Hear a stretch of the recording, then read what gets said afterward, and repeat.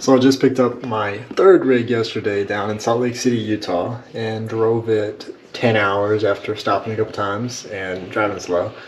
Through the mountains and back up here to Montana, and not a single issue, which is great. It was expensive, so I'm glad there was no issues. I hope there would be no issues. But yeah, third rig, most expensive rig, nicest rig. Lots of features on this one. Let's go do a tour, man.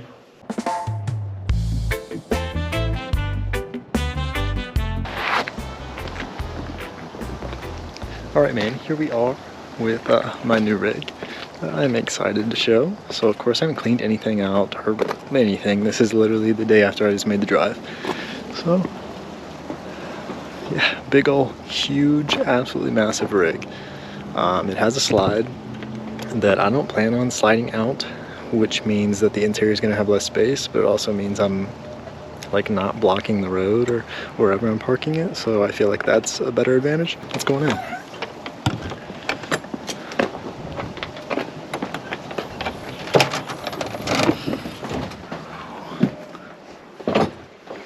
As you can see, we are in the camper, man. Isn't this nice? Like, compared to Hawaii, where I was in a little cargo van and I couldn't stand up, now I've got all this space, like literally full kitchen. I'll do a quick run through. Dining, which also, obviously this goes down and becomes a bed. There also is this bunk, which pulls down and becomes a bunk bed on top of this bed. So 2 other beds, but yeah, nice.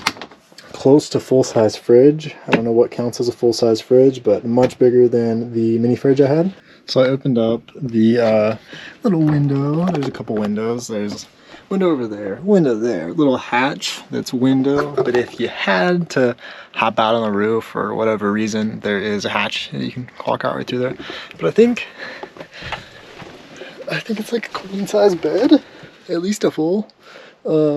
But it's cool. This is the part of the camper that is like over the actual truck, like the big overhanging part is this bed. And I like it because I'm facing north-south. There's some east-west beds. I guess my last van had one where you gotta like sleep sideways, so it's just a little bit more comfortable. It's just wake up and you can just hop right out. You're not like, you know, sideways. Let's go in the front and I'll start doing a little walkthrough on this camper. So I guess I should probably just start back here if I'm already back here. So of course we got the bed, little closet area that, you know, storage under there. We've got, of course, storage here, a place to put your phone or whatever. There is a TV that mounts here, which is pretty cool. It's sitting in there. But you've also got like 12-volt power. So, or, you know, obviously if you've got the generator or your electric system going, got regular power.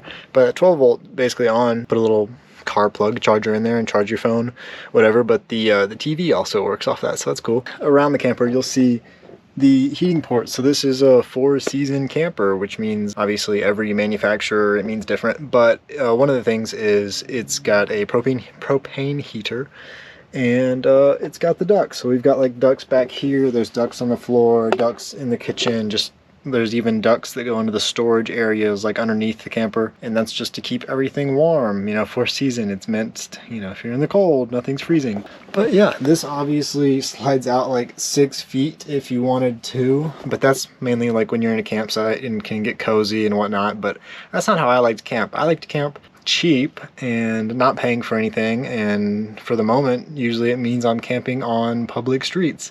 But obviously if I'm out in any like public forest land, I would enjoy popping this thing out, maybe, you know, having a lot more space, because basically the entire like dining room table just is outside of the camper when you pop it out. So you've got, you know, an additional like 6 feet. Yeah, let's open up the bathroom sliding door. Got a little lock.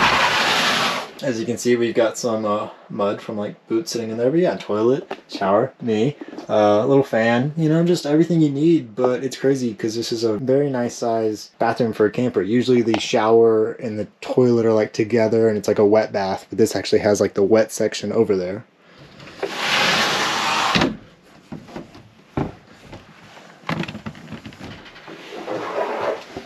And then bring in the, look at our views. Look at Montana, snowy Montana, even though it's finally like 45 degrees or whatever it is. So we've got some controls like our solar, turn the generator on. I got a little radio. So one thing I'm excited about, so in Hawaii, so I had to like sit down in my tiny van and do the cooking, and the cooking's right in front of you because everything's so small. But here I am standing in the kitchen and I can just cook, you know, right here.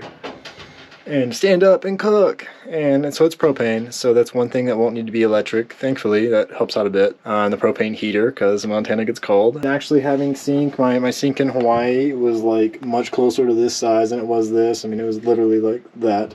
You know, just happy to have space. Happy to, like in Hawaii, I would either have to be driving the van and outside the van, or if I was in the van, I'm like sitting in the middle on my stool cooking, or I am sitting on my bed. But here I actually have like space, you know, throw your laptop on the table and get some work done. We have space. We can stand up in here. Like, I feel like I could do yoga in here at so much space compared to my little Hawaii van. But that's one thing about the mainland is, especially out west, there's so much space out here. Hopefully I get to use some of it. Another thing like about this camper, it's got a generator built in, and the generator is linked to the propane lines. So all the propane lines are already ran like to the oven there, or stovetop I should say, and to the heater, and everything's already in place. So it's really nice. It's automatic start, so everything is hooked up, and I just press a button on the wall over there and I could start the generator if I needed it. I'm gonna try not to do that in populated areas, like say in this neighborhood right now, because I don't really think it would be that annoying. It's pretty quiet, like they're pretty quiet. It's not a huge generator, but you still just want to keep the peace. If you're trying not to disturb your neighbors, try not to disturb, you know, where you're living, if you're on the street, yeah, don't be running your generator right in front of people's homes where they're trying to enjoy their peace. I really like all the space. We've got all these drawers for storage. They lock close. We've got a little pantry that pulls out. Of course, everything has locks. You actually have room to cook and then put your dishes and wash your dishes standing up, no longer hunched over, sitting on my little laundry bin chair thing and having to wash dishes. Of course, everything's winterized right now. All the water systems, you know, this sink, bathroom sink, toilet, shower, everything has antifreeze in the lines so that it doesn't freeze, because we're obviously in sub-freezing temperatures right here in Montana. So I'm not going to be using it yet. I'm going to wait at least another month until it's consistently above freezing. I'm hoping that'll be in another month. What am I planning on using this camper for? So that's one thing I kind of wanted to, you know, like chat about. In Hawaii, I full-timed in the van, so full-time van lifer. So now I'm renting an apartment and I have this camper. Honestly, colder than I'd like to live in it at the moment. As I get more accustomed to the camper and like how everything works, I'm sure like next winter I could be fine living in the camper, like once I learn everything about it. But right now, it's definitely a weekend trip thing to, like, say I want to go snowboarding in Red Lodge, which is an hour away, or say I want to go snowboarding a couple hours away. There's definitely like 3 ski snowboarding places I can go to really close. There is lots of mountains when it's a little warmer, because I love to hike and climb and, you know, just hang off rocks and stuff. This is the perfect vehicle for that. I'm gonna go up to the truck in just a second and tell you why I picked this camper specifically, because honestly, this camper is a little bit bigger than I wanted. It's massive and kind of annoying to be parked on the street, but the truck is why I got this camper. So in a little bit, we'll go up there and I will discuss why I got this this truck and the camper that came with it. This is a full-on like adventure rig. Like, this is capable of taking me just about wherever I want to go. Forest roads that, you know, aren't real roads, and like just getting out in the wilderness is what I really, really want about, you know, that's why I came to Montana, is I want to be out in the nature and the mountains and away from people, because that's what I like. This is the camper, man. Like, if you watch the Hawaii videos, my van, just a little tiny Chevrolet Express cargo van that I had a little bed and kitchen and everything into, but this is a full step up. It is different because I can't just walk or like crawl from driving the truck to here. Like, I gotta go through the back door, which is fine, but it's so much more space. You know, hopefully it allows for all the winter excursions I want to do. So let's go up and let's go see the truck. One other little comment before we go take a look at the truck, but it's not that cold in here.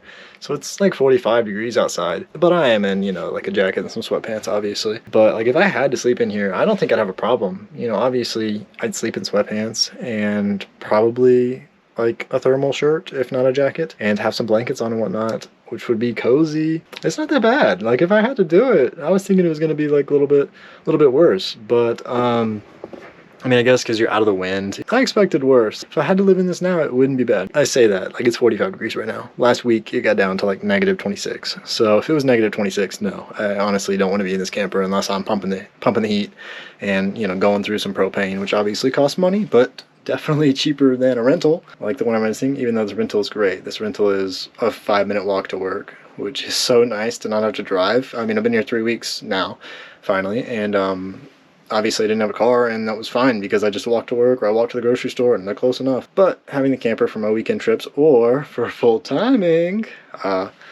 it's seeming pretty sick. Let's go look at the truck.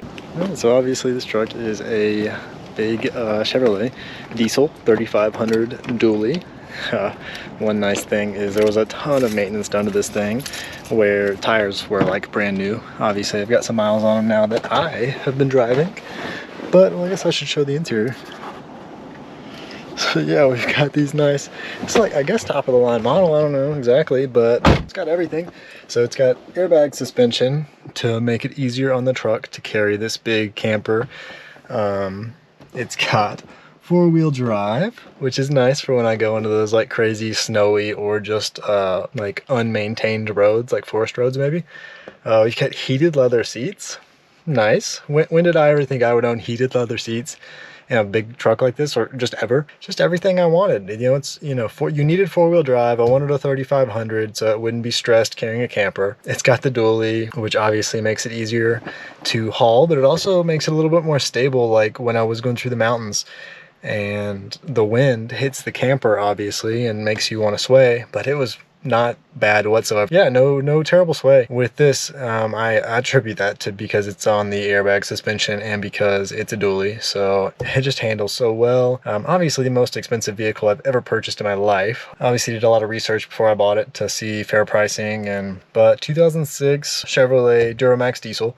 So I got that because in 2007 they just started a whole bunch of new rules on the diesels and a lot of emissions equipment to make them better for the environment, and it made the diesels a lot less reliable. So if you wanted like the tip top most reliable diesels, it has to be before '07. This one, like, you know, one of the best of this model type truck. So if you want reliability, which obviously if you're spending a lot of money, you want reliability because you don't want to have to spend thousands and thousands more. But it's even got a like a backup camera on the back of the Lance there. It connects to your phone. I haven't connected it just yet because I've only had it one day, but I need to figure that out. But yeah, this is my winter adventure rig.